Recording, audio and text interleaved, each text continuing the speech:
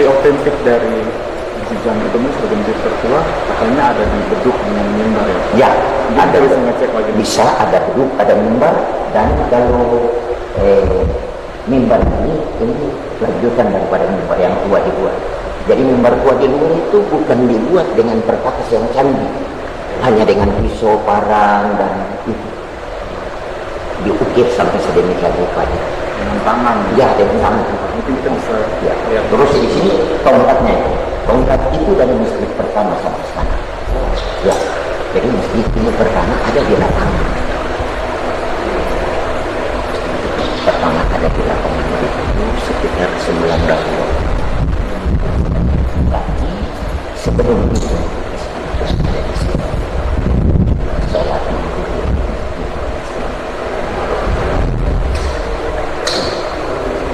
itu yang tongkatnya ini, tongkat mimbar itu juga. Jadi tongkat, mimbar sama beduk itu satu paket. Bisa nanti kita lihat. Yang paling tua yang mana ya sekarang kita lihat? Tongkat itu identik dengan ini. Jadi menyatu. Pipanya juga menyatu. Jadi ini juga satu paket. Itu satu paket.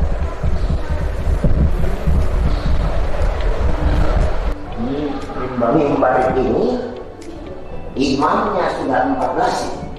mimbar ya? Sudah 14 imam.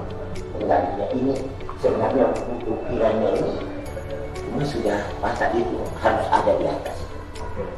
Jadi ini kan nanti dia begitu. Ya itu. Tapi di atas sana.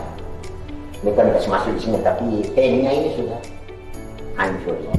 Ini yang tadi bilang bahwa ini adalah mimbar yang dibuat dengan tangan. Ya, ini dengan tangan. Ini ukirannya dengan tangan semua.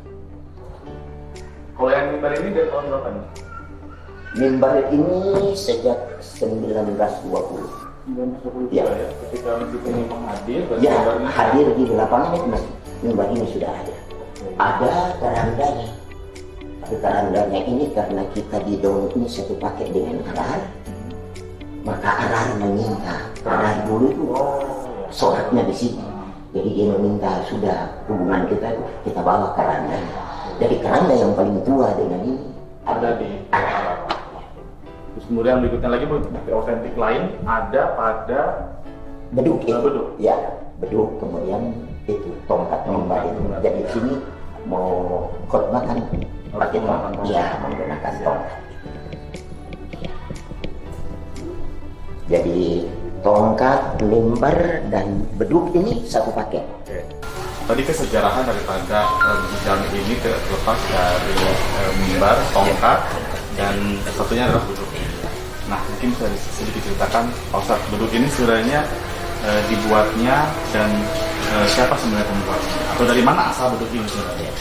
Jadi yang membuatnya ini karena beduk ini satu paket dengan yang di Asbaken, maka memang orang Asbaken yang membuat. Tapi yang membuatnya siapa namanya saya tidak ini, tapi yang jelas ini dari Asbaken. Kemudian pemasangan kulitnya dan ini, nah itu kita pasang di sini. Kita pasang. Berarti ini juga batu umum ini sudah sangat tua beduk ini ya? Ini tidak pernah diganti, jadi beduk ini melekat dengan masjid pertama. Waktu pertama di lapangan beduk sudah ada, kemudian dipindahkan ke sini karena masjid di lapangan itu pada perang dunia kedua. Lalu sekutu datang menembakkan petralium dari udara, termasuk masjidnya sapu bersih, sehingga masjid dibawa ke sini waktu itu masuk hutan. Jadi masjid waktu itu masih pakai pohon bakau, atapnya atap daun sagu.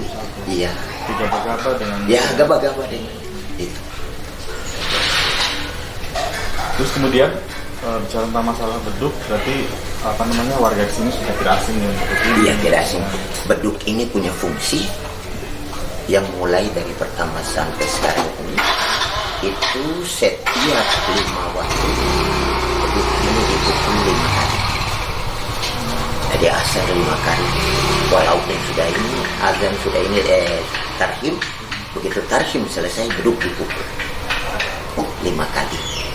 Tandanya bahwa waktu sudah. Itu 5 waktu itu semua. Kemudian nanti kalau mau menjelang Lebaran, maka ini ditabuh seperti di Jakarta.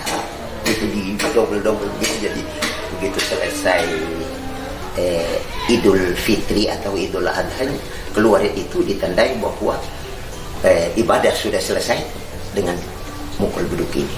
Ada beberapa orang mukul beduk ini. Nah, kemudian beduk ini juga fungsinya, kalau dulu itu dipakai untuk menandakan bahwa besok ini Jumat. Jadi subuh sebelum Jumat, sholat Jumat itu sudah ditabuh. Tapi ditabuhnya tidak seperti 5 waktu itu. Orang tahu bahwa sebentar. Dari Ini kayu, memang kayu khusus ini. Terus pakai ini sejak bulan 14 imam itu. 14 lima. Ya. Berarti ini sama dengan apa? Mimbar satu paket, mimbar tifa itu satu paket. Ini kalau ini pembuatannya di mana? Di Sorong Indonesia atau Aslaken juga? Ini pembuatannya orang tua dulu kita itu sama-sama dengan mimbar dengan dari Aspaken. Kalau tifanya itu kan dibuatnya di sana tuh kayunya saja nih kirim di bawah daerah. Kayunya di sana dibentuk begitu, nanti kulitnya di sini baru dipasang. 14 tahun dan tidak ada layak. Tidak ada rayap sama sekali. Kita dulu itu memang belum punya paham bahwa masjid tua dan alat-alat yang ada di dalam itu nanti suatu ketika menjadi sesuatu yang paling diperlukan.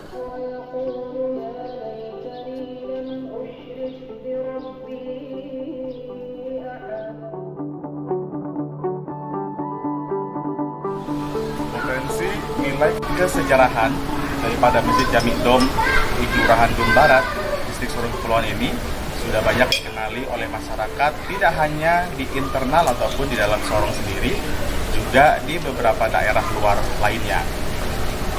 Dari cerita ataupun dari kisah-kisah yang disampaikan, kita bisa mengambil sebuah pelajaran bahwa masjid tertua ini begitu potensi ataupun menjadi cikal bakal hubungan persaudaraan yang harmonis, tidak hanya bagi kalangan umat Islam yang ada di sini, namun juga bagi kerukunan umat beragama yang ada di wilayah Sorong dan sekitarnya.